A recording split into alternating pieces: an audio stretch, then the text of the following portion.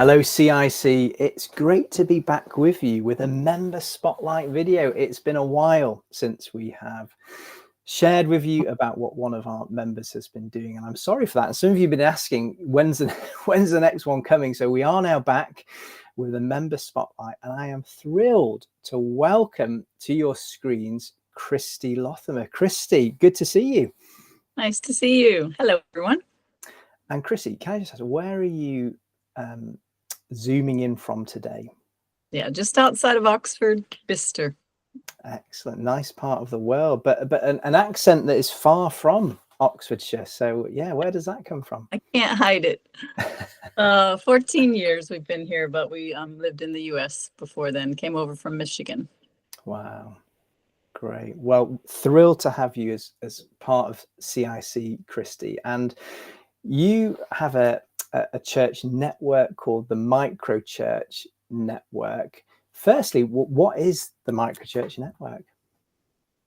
Well, Microchurch Network, I would say, is a budding network of people who are having a go to be the church in lots of different places, but giving permission for church to be small, but for it to be still the Church of Jesus. And so this is in response to a call that I felt like God put on my life after years of pioneering, multiplying a couple of small churches here in our area. We did that without a denomination or without a network. And so it was pretty hard.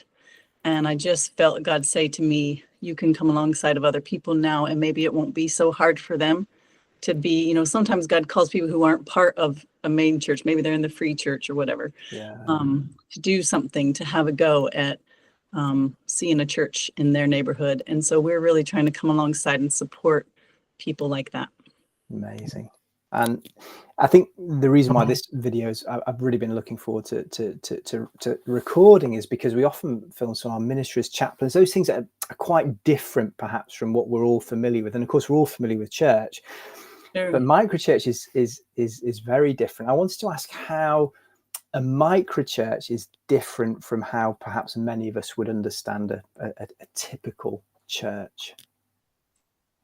Yeah, I mean, I think if you've been a follower of Jesus for a while, church is church. If you come to my church gathered in a certain place on a Sunday morning, maybe usually we sit around our table, you would be like, yeah, this is Jesus's church. It has similar elements, all of that. But I guess one of the unique factors would be that it is mission driven. And so it would begin with a place and feeling called to be the church to a place, and then really seeking Jesus of what kind of church do we need to be able to reach those kind of people in that place. Okay. And so often in our church planting efforts in the past, and I've been a part of those, we start with a preconceived idea of what the form of church should look like, and we try to put that in a place. And this is just giving permission for people to focus on Jesus first, do the things that he's saying, go on mission, make disciples, and start to see the church emerge. Now we do try to stay true to our biblical roots, obviously, and we pair things right back to what are the minimums? Like if it is going to be church, what are the ecclesial minimums is the fancy word, that we've seen since the church in Acts. They're always a part of the church. And for us, we just narrow those down to worship, like whole life worship, not the singing, but living in response to Jesus as being Lord. Mission, going on mission to represent God to a group of people who don't yet know him. Community, so shared life rhythms, somehow living together, not just being individuals. And then discipleship. And I think that has a lot to do about everybody in the body learning to listen to Jesus and live like him and do what he says. So we kind of look for those 4 ingredients when we're saying, okay, is that thing that God's called you to do, is it church, or does it have the potential to be church? What can we do to represent those? And then obviously you've got other things that are really important, like accountable leadership and attention to the ordinances that Jesus gave us. So communion and baptism, some of those things are non-negotiable. But we really try to pair it right back to a call. Is God calling you to do this? Is he calling you to be something for a group of people? and then let's press into him for how his church can emerge there. Amazing. That's exciting. And in terms of, from what I can gather, this network is growing quite quickly. Can you give us an idea of the scale and where these microchurches are?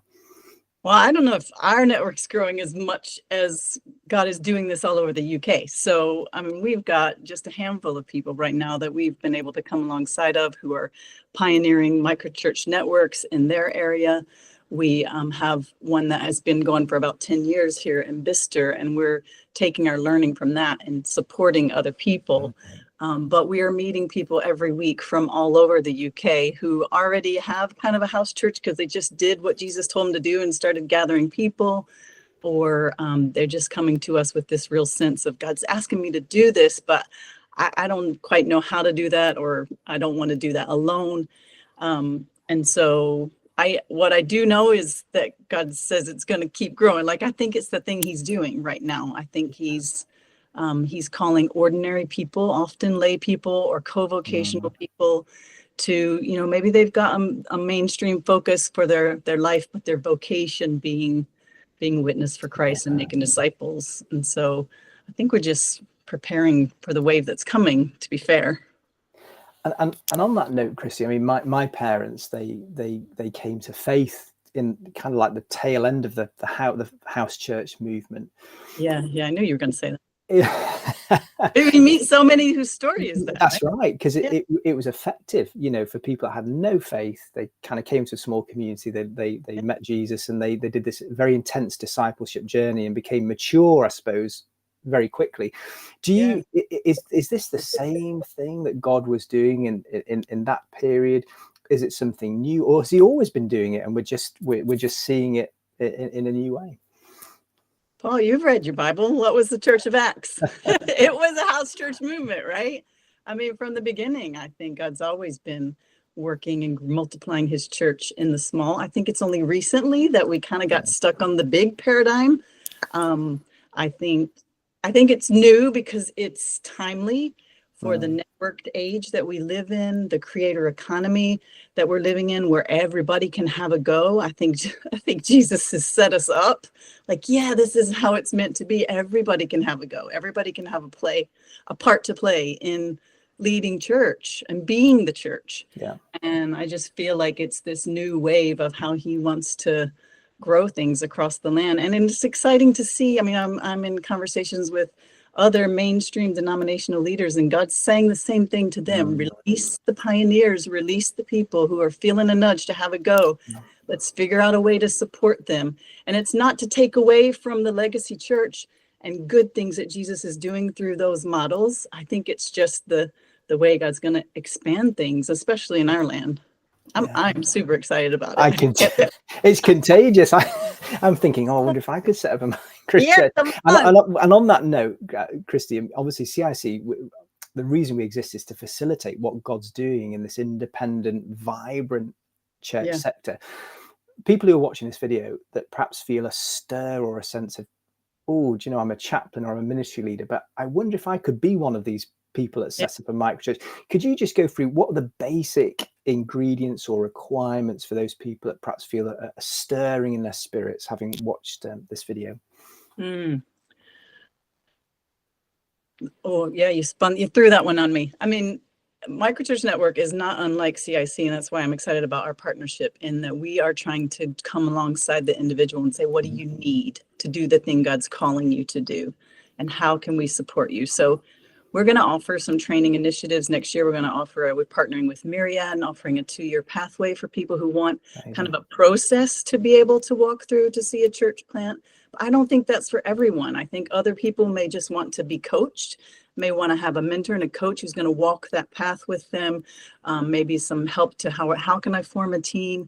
And then there's the practical pieces of, I've just had an email this week. Someone's like, I've set up this church, but now everybody's wanting to give because God's stirring their hearts, right? And they want to give financially, but they're like, we can't do that unless we have oversight. What do we do? And so there's those practicalities of giving and safeguarding and, even just setting up a simple website. And that's what Microchurch Network is wanting to do, is come along and help kind of that bespoke package of what you need to do as Jesus is doing his thing through you. And CIC, we're in conversation all the time about how we can do that together and help these pioneers, these planters.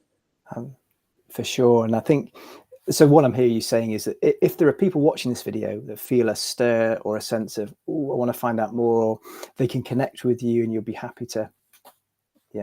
I'd say let's have a chat and let's see if God's calling you to walk together with us for a while. We don't want to create the kind of network that is always holding these new churches. That would be a denomination, but we would really love to serve the role of a midwife. Like, can we help you be a network of your own, of little microchurches in your area? Can we see that birthed, set up to be robust and healthy? I think that's what we're really going for. And that is beautiful, because there will be some people that, that for that starting point, that's a really good place to be, but they have their own sense of what it might look like in the future. And you're saying, look, we just want to give birth to this and then release it. And yeah, absolutely. Well, Christie, and that brings us to the end of our time. I could go on talking. In fact, we might, after this video finishes, keep on talking about microchurches, but really want to say thank you for sharing your heart, your passion, your enthusiasm, and for just being at the heart of what God's doing in this particular aspect of the sector with these small microchurches. It's an honor to be partnered with you with CIC, and I'm thrilled that you're willing to walk alongside any of our members that feel a sense of, I'd like to get involved in this too. So we'll share your details in the email. So if you're watching this and you want to connect with Christie, her contact details are in the email. She wants you to reach out. Please do so. But I hope you found this encouraging, and we celebrate the diversity of the CIC network. So Christie, thank you. May God bless the Microchurch Network. And I look forward to being back here, hopefully next month, with another one of our members sharing what they're doing and celebrating their work too. So thank you for watching. God bless. And we look forward to being back on your screens very soon.